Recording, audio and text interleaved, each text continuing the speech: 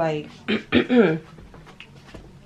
it's like I just want to sit in my room right now with the lights off and the candlelight just being the light and just eat my food, but I can't see. So sadly, I'm gonna have to turn on the lights. But I don't want to. It's like I do this often. I sit in the dark often and just tap into my thoughts. But I got a light, a LED light on Amazon, and it switches to all different types of colors. So I transferred from, I graduated from the darkness to like my LED light, and it's been going. I've been rocking with it. My favorite light is the blue light.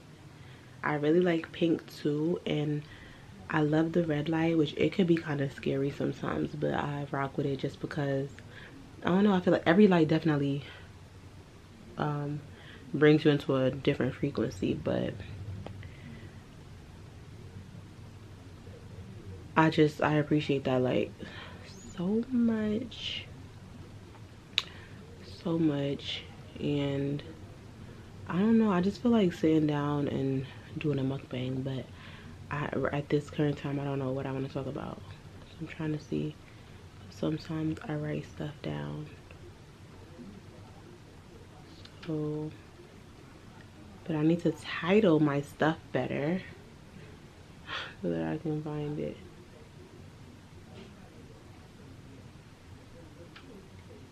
Alright, you know something that lives rent free in my mind? I see this question a lot. And the question is, what does depression look like? And to me, I'm speaking from experience, depression looks like smiles, okay? I hope that this video is interesting somebody the way it's interesting me, because like, even though there's no light, you could barely see me, I'm rocking with it. I don't know, it's just something about that orange glare in the background. But yeah, speaking from experience, depression looks like smiles. Depression looks like a lot of laughter, making people laugh. Depression looks like going out, having fun, to really get your mind off of things, to be honest. To the outside sources, it probably might seem like you're having fun if they don't really know you like that. But in your mind, you're doing it to escape, whatever you're depressed about. And that's just the surface putting on that facade, but what it really looks like when you're alone is darkness. Like, I've sat in pitch black rooms, just sat up in my bed or just sat up in a chair in a pitch black, just in my thoughts while being depressed. And before I even go into that, into that deeply, I just want to say, like, I no longer claim those type of things over my life, right? We all have hard days, we all have bad days, we all have sad days, we all have days when we're mad, we all have days when we are triggered by certain things, trauma, past trauma, present events that happen. But once I realized, like really realized, because I've always heard that, you know, words are powerful and that our words have power and hold power. I never really realized it until I've always heard it, but I never really grasped it. I've never really grasped it. And when I finally grasped it, I realized that a lot of the things that we say are curses. Like, a lot of the things that we say and we call over our lives are curses. So certain stuff you just will never hear me saying to myself. Like, you'll never ever hear me breaking myself down, calling myself names, beating myself up, because I feel like, honestly, in the world, it happens already. It happens from people in the outside world daily, just because, one, number one, the color of my skin. I'm already judged. I'm already prejudged due to the color of my skin. So I'm crying. I'm already prejudged due to the color of my skin, due to the fact that I'm a woman. I'm judged about things. It's just like there's already so much factors and hate and misery and negativity being thrown at me in general on a regular by random ass people, by people I know, by, you know, just by people. So why would I add to that? I just feel like that's not my job. My job is to build me up. My job is to make me feel amazing. My job is to let me know that I'm proud of me. My job is to pat myself on the back. My job is to do what I gotta do to make sure that my day is peaceful, that my day is filled with love, that my days are in joy, that I'm present. Like, I have a way, my job is so much bigger than breaking myself down. I have a job daily to make sure that I'm working at being the best version of myself. And I know a lot of people probably look at that and see like, and look at that and feel like, oh, every day it's toxic to be working every day. But like, that's subjective because of what does work look like to you. Working on myself every day could just be me having 5 extra minutes of mirror time where I'm just in the mirror talking to myself, spitting affirmations and just tapping into myself. It could be just me sitting in silence, laying down, tapping into my thoughts. That's considered working on myself. That's considered working towards my higher self and working towards being the best version of myself. So I have a goal. I have a daily goal. Every day I wake up I have a goal, and that's to work at being the best version of Kayla. And I refuse to add any hate to myself from myself. That's not gonna happen. So I'm really big on that. Like, if I ever hear anybody around me, any friends, any family members, anybody period, breaking themselves down saying like, oh, I look fat, or oh, I look ugly, or oh, I'm so stupid, I'd be like, like I stop it right there. Like, I don't play that, because I don't allow myself to do that to myself. And I understand how our subconscious, our mind doesn't know the difference. So you might think like it's just a little phrase, and your mind is looking at it as your, instead of, you know, like how you speak life to your mind, and that's you training your mind to believe these things and honor these things. Same thing about when you speak negativity and speak death into your life. It's like you're training your mind to believe these things, and that's not happening. I'm not allowing it to happen around me. So that's just it. Once I realized how powerful my words are, because I was trying to figure out how did I get here, but yeah, once I realized how powerful my words are, I decided that I would never claim that over my life again. Same with anxiety. I'm never claiming that over my life again. I'm never claiming depression over my life again. I understand that I could talk about my past, because I know for sure in the past I've been depressed. Like, one day, because I always put this story off, one day I'm going to tap into this whole story, but not right now. And anxiety, I've lived it. I still have days when I live being anxious, and I live, you know, that out because I overthink a lot. But what you give life to is what will grow. So if I feel like I'm overthinking, and then I feed into the overthinking, and then, you know, like I keep on feeding that thought and feeding that thought and feeding that thought, I will continue to overthink. I will continue to be an overthinker. But if I see that I feel that I'm overthinking, and I recognize that, and then I say, all right, let me focus on something else. It's just all about reverting your thoughts. Let me make sure I'm using that word right.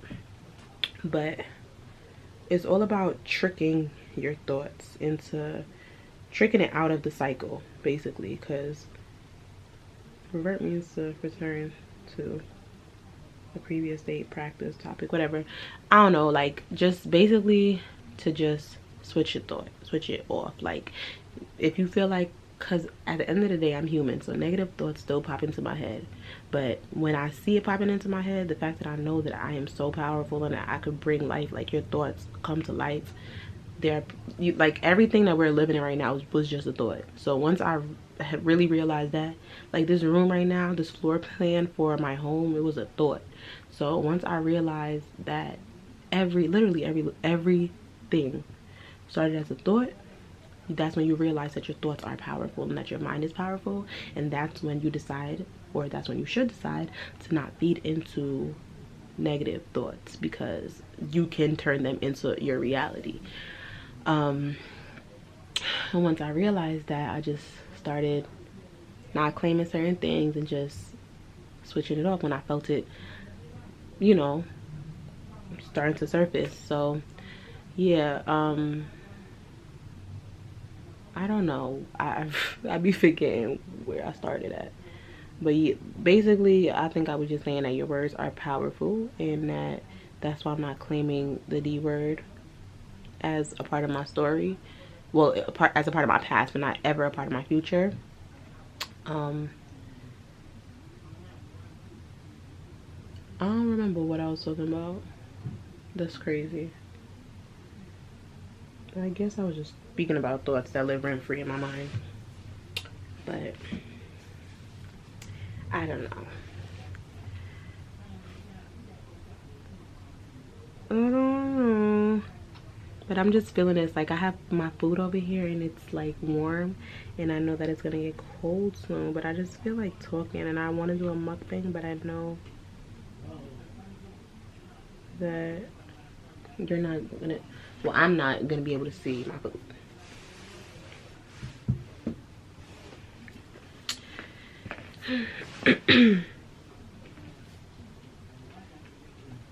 But I'm trying to think of what I want to talk about. This light is too bright.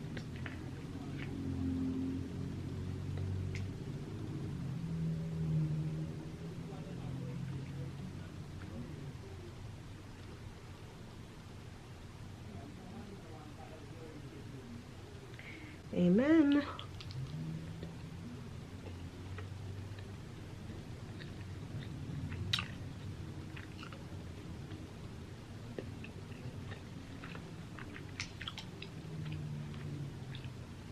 And the crazy thing is, I'm gonna share this because, you know, not everything is worth sharing, because there are really some weird ass people in this world. But I'm gonna share this just because there may be other people out here in the world that were like me when I was younger, that needed somebody that didn't have somebody. So I want to be that for you. So I was gonna say, I'm an only child, right? So I tend to do these things a lot. Like, I do this a lot. Like, I just be in my room chilling. All my life I've been in my room chilling. And I don't know why my candle is flickering now, but I don't like that.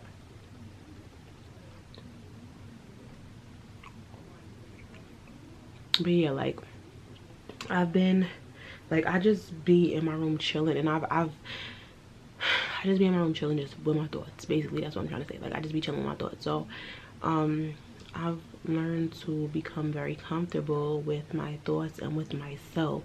And oftentimes I hear people say, like, oh, only child syndrome is a thing. And let's look up what that even means, because I'm gonna look it up, because I feel like I hate when people try to put labels on people, because it's like, okay, middle child syndrome is a thing, older child syndrome is a thing, we all got some trauma that we going through. What the hell? Why put that? Like, why, you know? Only child, what is an only child syndrome? Only child syndrome is the idea that in adulthood, those who have had no siblings are more likely to have less developed social skills and antisocial tendencies that have carried on from childhood. Is that only child syndrome? Because I feel like the people that I be hearing say that talk about children, and it's like they're not adults yet. Half described only child as spoiled. Okay. What is only child syndrome symptoms? Whole described only children as spoiled, selfish, self-absorbed, maladjusted, bossy, antisocial, and lonely.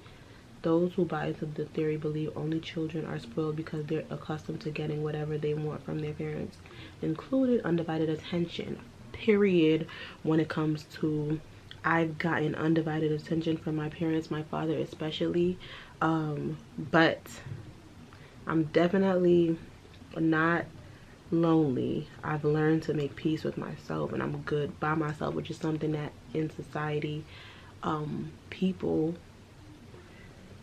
excuse me, us, we need to work at even more, because I feel like we've been conditioned to feel like we need people 24/7. And I'm not saying that we don't need people, because I feel like we've been put on this earth because we've been put on this earth to communicate, to build connections, and to, you know, find love within people, other human beings. But that does not mean that you need a person, people 24/7.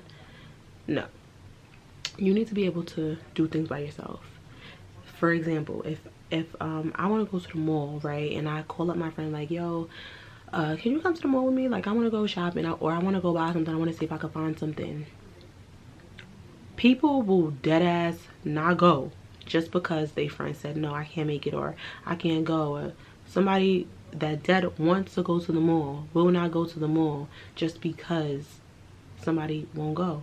And that has been me before. And I had to really like check myself and say, like, what's really going on? Like, you are, you know, you're allowing your day to be I'm having a brain fart. You're allowing somebody else's decision to have control over how your day's played out, basically. Like, I really want to go to the mall, but I'm not gonna go just because you can't come with me. No, since I'm out to the mall. Like, you know, we need to be able to go out to eat and sit with ourselves. Like, in this world, I feel like we really, a lot of us don't know ourselves. And I'm not saying that I fully know myself, because I'm learning myself every single day. But I definitely can say I have an amazing relationship with myself, and I know myself a lot. Like, from before, the way I used to look at just having a relationship with myself compared to now, yeah, I know who Kayla is, and I'm still learning me, for sure. I feel like that's gonna be a lifelong journey of like self-discovery, but I can say, like, I know the things I don't like, I know the things I do like, I know what gets me aggravated, I know what triggers trauma, I know the things that make me feel uncomfortable, I know the people, places, and things that make me feel uncomfortable, you know. Like, and I also know what makes me happy, I know what makes me smile, I know what makes me nervous, like, you know, just little things like that. So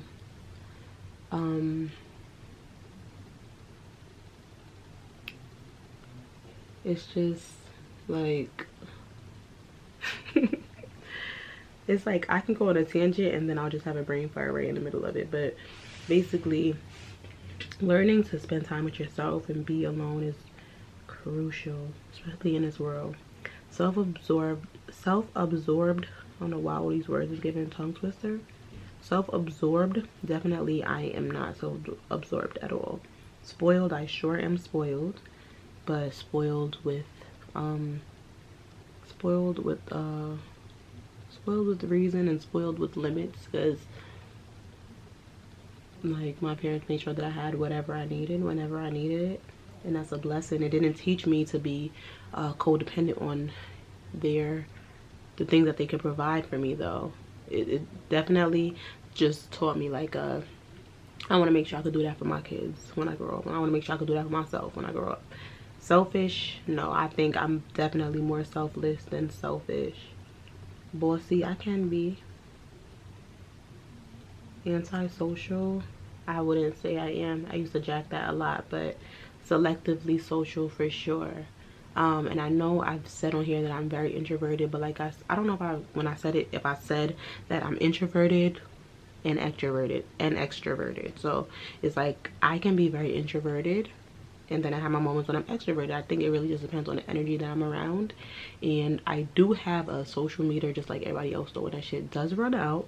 And when it does, I don't want to talk, I don't want to be around people anymore. I just want to be back in my shell, because this literally, my space is where I come to recharge and to just tap back into myself, which I feel like that should be something that is sacred to everybody. Because if you just want to be around people 24/7, I'm just like looking at you like, not even like judging you, but it's just like, go spend some time with yourself. Go learn yourself. Go tap into yourself. Go heal yourself. Like, you know? My food is definitely getting cold.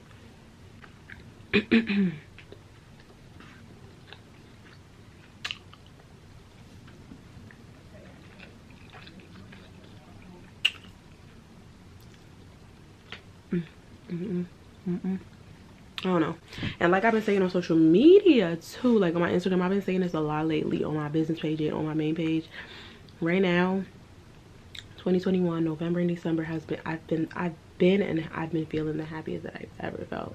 Like normally these past 2 months normally be taking me out because my birthday is next month, and I don't know, my emotions they just haven't been the same in the holiday season for a while now.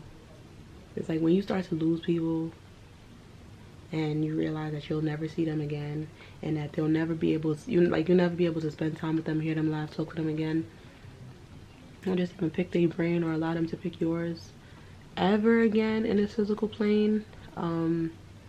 It changes you. It really does something to you. And until you've gone through it, like losing somebody or somebody or people that are really close to you, you won't understand where I'm coming from. It has to be like, you have to go through it to deeply really understand the hurt that it causes and the change that it causes within a person. But yeah, ever since I've lost the people that I truly care about, the people that normally will make like holidays and stuff like a happy time for me, I haven't, like, you know, I normally don't be feeling it. And I think right now I'm the happiest that I've ever been. But it's not even just the holiday season. I just meaning like these last 2 months, I just been feeling the happiest. I feel like even this year, like I stopped taking life for granted, and I've been like finding the beauty and the blessing in each and everything, because I think I've realized that life is really, really, really short. And I've been moving like that a lot lately. Like lately, if I'm outside walking by myself and I feel like I just want to dance, I'll start dancing. Feel like I just want to start twirling, I'll start twirling. If I feel like I just want to start singing, I'll start singing, and I won't care. Before, I was so pressed and worried about like, oh my god, there's people over there, what are they gonna think of me if I start singing? What are they gonna think of me if I start, you know, being my authentic self? Because I'm crazy. Like, I'm not gonna say I'm crazy, but I'm very weird. I'm very different. Like, I'm very goofy. That's the best word. Like, I'm very goofy, and it comes out whenever it wants to. And who am I to stop it, you know, stop that part of me? So before, I used to really suppress that part of me, and I just, life is too short to like I said previously, wonder what if. Life is too short to want to do something but to hold it in and not do it. Life is too short to not say how you feel. Life is too short not to go after what the hell you want. My camera just shut off, and I guess that was God telling me that life is too short, I need to eat something. But yeah, like, life is too short, and if you take anything away from this, I just want you to take that away from it. Like, life is too short, so live. Like I said, life is short, so live. Because everybody dies, but not everybody lives. And I know that is a subjective way of thinking too, because it's like, to die, you have to have lived. But it's like, what is living to you? Is living going to work 7 days a week and never having no time for yourself, never having no time to do what you love, never having no time to laugh, never having no time to go out with the people that you care about and enjoy the now? Or is living to you going on vacationing, like seeing the world, experiencing new things? Is that living to you? Like, it really just depends. Like, everybody's perspective on what that word means is different. So when I say everybody dies but not everybody lives, it's the difference between living and being alive. Everybody's alive. Like, everybody's alive, and then everybody dies, but not everybody lives. Living is smiling, living is laughing, living is being happy, living is being present, living is enjoying the now, living is spending time with your grandparents, which I need to call mine right now because I only have one left physically, and that's my favorite girl. So, you know. But yeah, like going into this new year and just like going into another day of life, as I look at it, because it's like, yes, it's a new year, but it's also just another day that God provided. Going into another day, or being in another day, just shows me that I just need to continue to just be present, continue to be grateful, because the attitude of gratitude is everything. And just to be happy with what I have, be happy with who I am, be happy with where I'm at right now, and to just accept myself and accept my journey, and to just surrender to God, because honestly he has all the answers, and I'm not looking for answers in any other place other than him and myself. So I know this went for a turn, a loop, I don't know, but this how my mind be more times than many. So if y'all like these type of videos, let me know, and I'll do this more often, where I'm just venting and just speaking on the things that are living rent free in my cranium. And you know, okay, I'm about to eat my food now. I'm about to warm it up because it's cold. Y'all want to see what I got? Hold on. I didn't even start eating, but I got curry goat with gungo rice and peas, fried fish, plantain. I'm gonna bust it down right now. All right, later, y'all.